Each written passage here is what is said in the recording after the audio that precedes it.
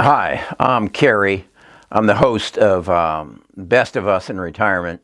I started this channel about 3 months ago because I wanted to share my life experiences in retirement. And as a result of it, it's put me in a different state of focus as to what's important and what's important in my life. And as I did a video, which I really enjoyed yesterday, about get on your bike and ride. I think the most important thing that we have in our retirement is our health. And I kind of got on the analogy that we all grew up riding a bike, and we enjoyed it. It was our mode of transportation until we turned 16, and some of us even after 16. And so it gave us a tremendous form of exercise.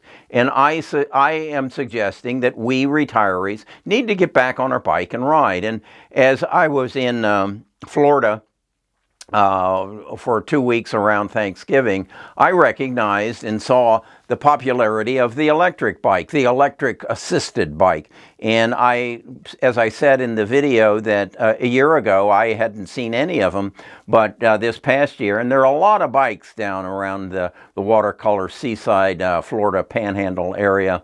Every fifth bike was an electric bike, and for the most part, the person on the bike was over 55 years of age. And I thought, that's wonderful. That this technology, this being able to get the battery down and building it such that it assists, is wonderful. So we need to take advantage of that.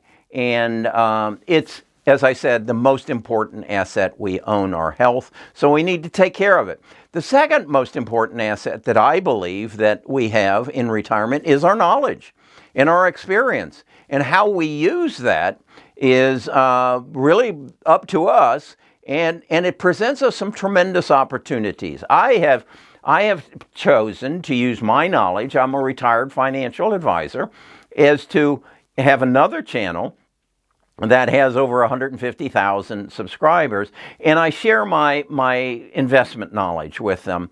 And I invest a different way. I don't play the stock market. I have what I call a Judy analogy, and that is that if I put you in a position that you could have played in the World Series last month, and for $10,000 I put you up against the Maximus. Maximus is Atlanta's best pitcher, and for that $10,000, if you could get a hit off of him and get on to first base, I'd pay you $1 million. Would you give me the $10,000? I think you probably wouldn't. You probably would say, that's a fool's bet. There's no way I would do that. But yet, for particularly, as I say in my investment channel, a lot of people believe that they can beat Wall Street. Well, Wall Street has its own Maximus, and right now, if you are in the market, you know Maximus is throwing strikes. He's just taking money out of people's pockets as that market is crashing. And my theory is that they're making it crash. They're forcing the price down. And in those videos, I'll explain to you how they do it.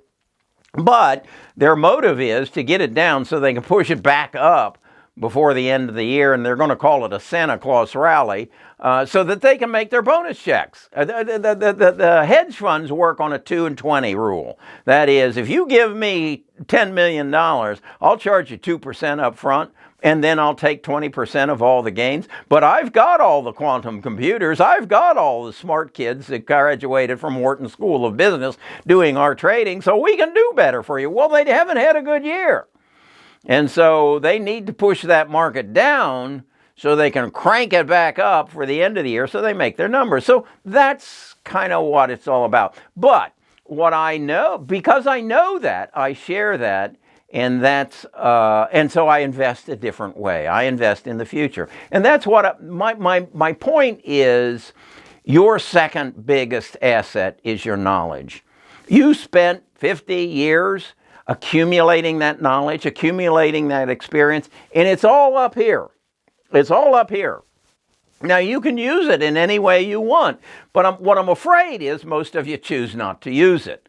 You choose not to get involved and share what you've done, either on a charitable basis, or you do what I've done, discover the digital economy, and I get up every day and make a video and I share it, and Google rewards me by selling advertising against it. And eventually I'm going to have sponsors sponsor my videos as well. So I've used my knowledge that I acquired in the past to reward and share with other people, which gives me rewards, and I'm building a company which I can then help other people be a part of and make hopefully a better retirement years for them. So that then brings me to something that I think I also needed to share with you. Our world is in a change. If you're retired, you probably don't remember Adolf Hitler, but you've heard the stories. You know that he basically declared in about 1933 that I'm going to rule the world, and at least I'm going to take control of the European continent. And he then went about trying to do it. Do you remember in 1955 when Nikita Khrushchev beat his shoe at I believe it was the World Trade Center or whatever. No, it was, maybe it was NATO, and said, Russia will dominate the democracies of the United States. Do you remember that? Well, I want you to go get the Wall Street Journal of today, which is December the 4th, and I want you to look at a couple articles. The first one I want you to read is in section B, and it says, Elon Musk needs China, China needs him, the relationship is complicated. And it goes in to explain how Xi Jinping, the president of China, lured Elon to come over and build his largest plant in Shanghai, and now he's stealing all their technology to build the Neo and the Li and the Xpeng auto plants, and how he's easily pushing Elon to the side. You need to know this. You need to know this. Then I want you to read an article. Let's see, I got to get my glasses for this one. China set to create a new state-owned rare earths giant. What that's all about is rare earth elements. Remember the elements chart? What was it called? It's a chart of a bunch of elements, and then down on the bottom there were what they called the rare earth. These are the elements that are used for the batteries that run our electric vehicles, that run our telephones, that run our TVs. These elements are essential, and China is basically saying we're going to take charge of that, and we're going to control that, and the government is building a facility to become the world's power of rare earth elements, much as they've become the power of semiconductors, and that's why we can't get cars and trucks, and we aren't making any new fighter jets, because we can't get those. You know, we gave that to China, much as we gave them our tennis shoe business to China and everything else. So what I'm getting at is our power as a world power is being threatened. And then go find the article in section C that is containment can work against China too. And what this is an article that explains how we contained Russia so that they didn't become the superpower of the world. And when I talk about superpower, you need to read a book called The Accidental Superpower by Peter Zeon. If you want to give yourself a book for Christmas, it's The Accidental Superpower. You can find it in the description. It'll explain the world's economies to you, so you better understand that. And then the fourth article I want you to read in this today's Wall Street Journal is China's Evergrande requests help from government after warning of new debt crunch. Do you remember the subprime crisis in 2008 when our banks failed because we did some stupid things with real estate in the preceding 10 years? Well, that was a $7 trillion debacle that brought our country and our economy to its knees. Well, this one in China, under their numbers, is estimated to be $5 trillion, but I've been in China. It's a much bigger deal than that. And you need to be aware of these things as you move through your retirement. And add them to your database. That's your knowledge. That's your experience. And that's what you can add to what you've already got so that you can be relevant in your retirement. So that you can sit down with your grandkids and you can say, let me tell you what I learned from my past experience and how that relates to what's going on now. If you don't subscribe to the Wall Street Journal, I really suggest you do. If, like me, you're dyslexic and you have trouble reading, you also get, when you subscribe, a electronic version. I get the paper. I sit down, I read it, I look at it, I find the articles I want to read, and then I go to my online version, sit down with my computer, and find that article, and then on every one of the articles, it says, click here and we'll read it to you.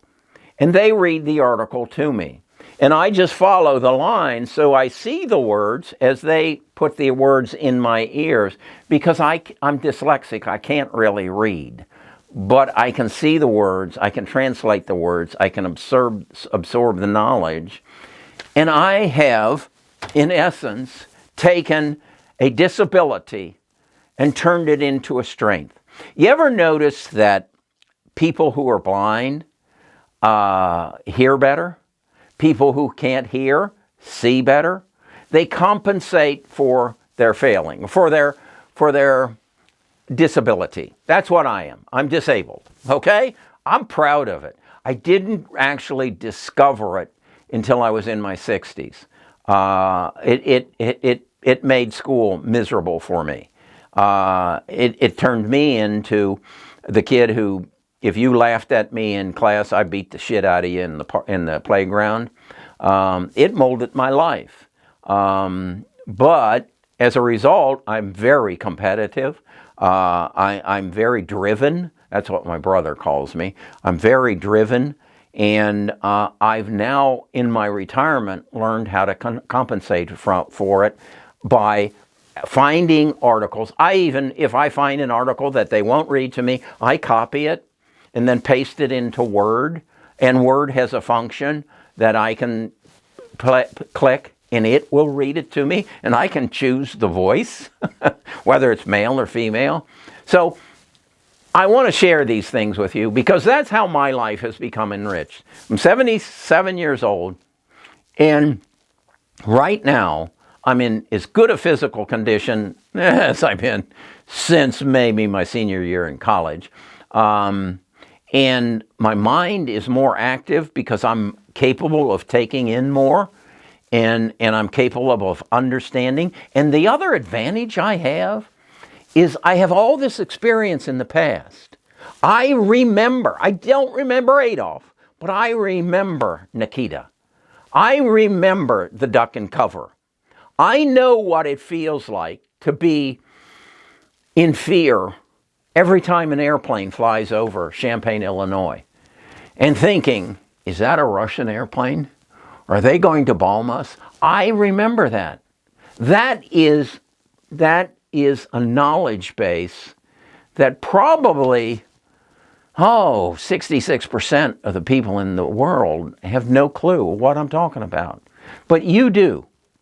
And you understand what that feels like.